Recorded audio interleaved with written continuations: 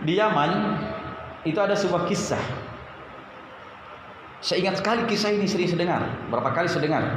Saya cuma hanya sekedar saya lupa sekarang kampung tempat orang itu yang tinggal.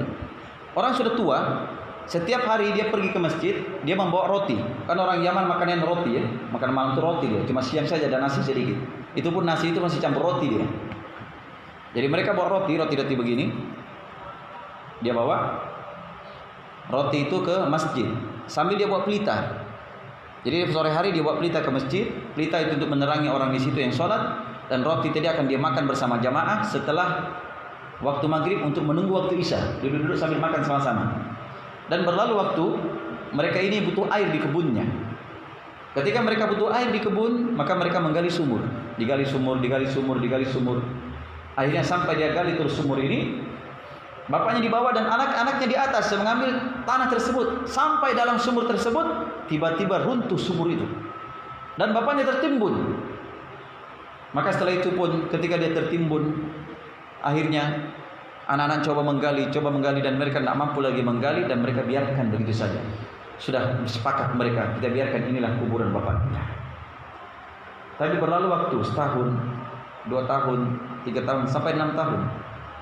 Sebagian orang Yaman menyebutkan 8 tahun berlalu waktu itu. Akhirnya anak-anaknya ini butuh air lebih banyak untuk kebun mereka. Di sana itu memang bebatuan ya, tapi mereka punya sumur bor untuk pengairan sawah, pengairan kebun.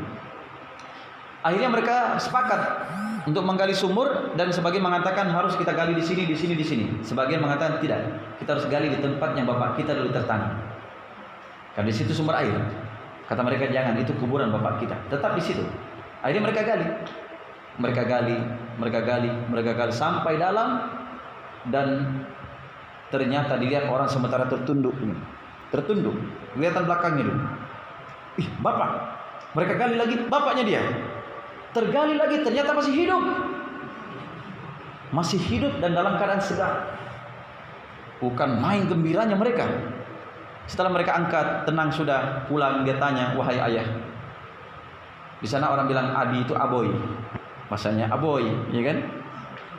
Itu bahasa kasarnya mereka, bahasa pasarannya. Harusnya kan abi ya, abi atau aba.